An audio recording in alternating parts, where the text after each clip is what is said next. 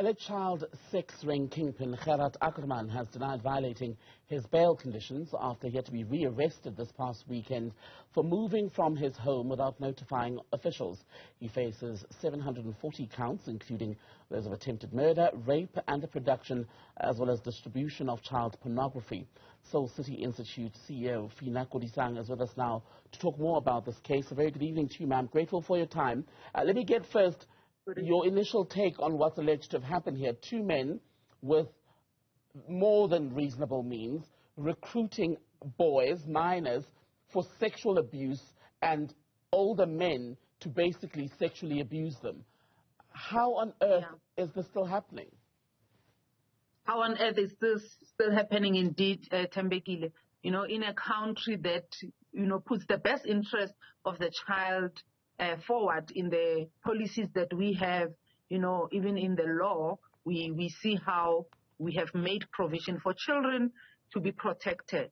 But if we fail to protect these children against these powerful, and I assume it's rich men, you know, who have the resources to be able to get these men, to get these boys, you know, as a tool for their entertainment, as what they can use for their leisure, you know, without the regard of how they are traumatizing these children, how they are leaving them damaged, and the impact on their overall lives. Because you can imagine at 12, if you are violated in this manner, you grow up to be an adult who's either angry, who's, you know, traumatized for life, who does not even know how to relate, you know, either with himself or with other people.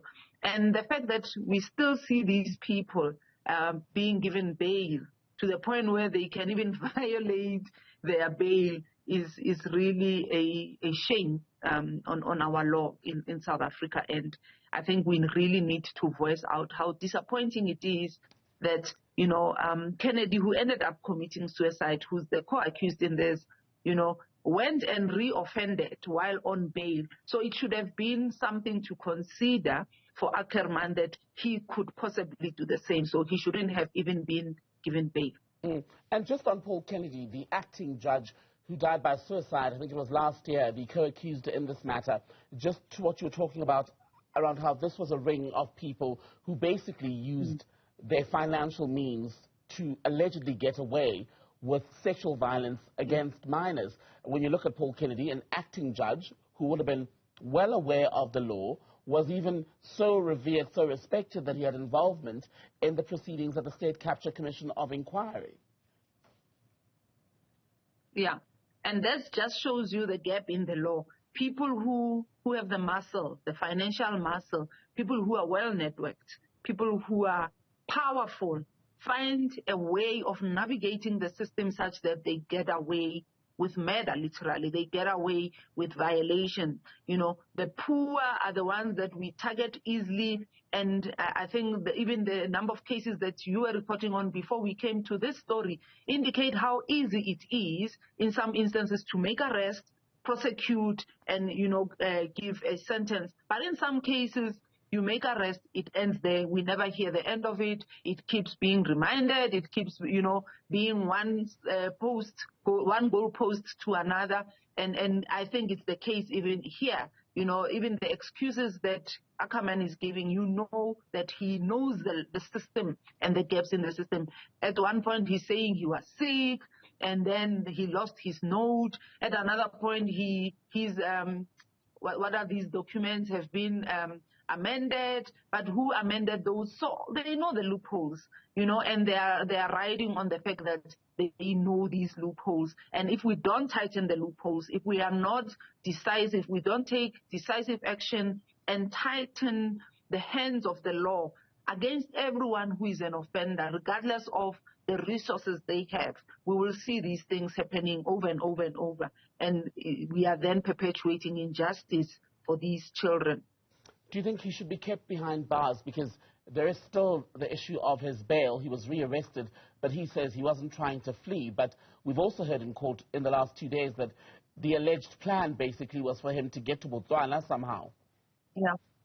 I'm sure he would have gone to Botswana, you know. So if they give him bail this time, they know they would have failed because he is likely to re-victimize. And the victims then are left vulnerable because you can imagine now that, he was on the loose, he was not behind bars, how were the victims and their families living with the knowledge that this person could come back for me, this person could come back for my child? Why is he not behind bars when the 740 charges of rape and kidnapping laid against him?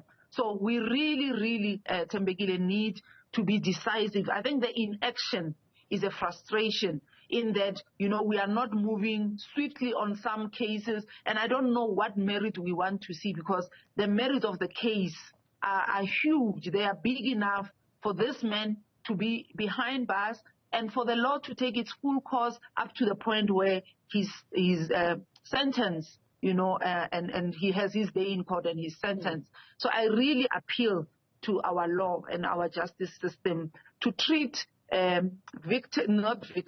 perpetrators of violence, with harshness, because if we are lenient, we are then creating an environment that is enabling for those who are seeing him and learning from him how best to dodge the system.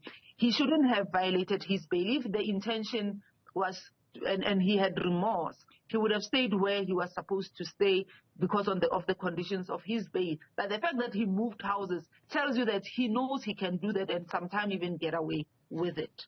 And that's one of the issues, right, in the system, which you were also talking about earlier, where we are still waiting to hear in the High Court if these bail conditions were amended, and if so, when and by whom, and why it was done seemingly without the court's knowledge, which, again, if that is true, would speak to how the system itself fails people who are victims of sexual violence. Yes, and we can't begin the year with that note. We can't begin a new year with a note that says to people, the system is likely going to fail you again in 2023, when the system has been failing all these years.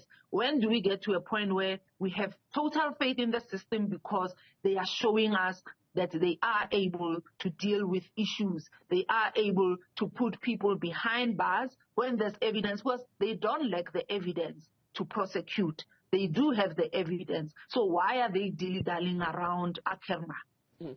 Final question. Can there ever be full justice for these boys who were raped and violated in various other ways, allegedly by these men, without each and every single one of the alleged, shall we say, clients in this situation, basically the other alleged pedophiles who performed the sexual violence, until they are prosecuted? Can there be full justice? Yeah. Is there ever full justice for victims of violence? Because, you lose something that can never be replaced. So even if your perpetrator is arrested, they still get to enjoy in prison, because we know in prison people get to be given food every day. They have a shelter. They even get bursaries to go to school. They still enjoy their full rights while they violated you in such a manner that some people end up committing suicide because they can't live with the trauma of what has happened to them. So there's never really full justice. And that is why the little justice that we are able to afford these people, we should really give them at least that, instead of just denying them justice totally. Phinah Kodisang, CEO of the Soul City Institute, grateful to speak to you. Thank you, ma'am.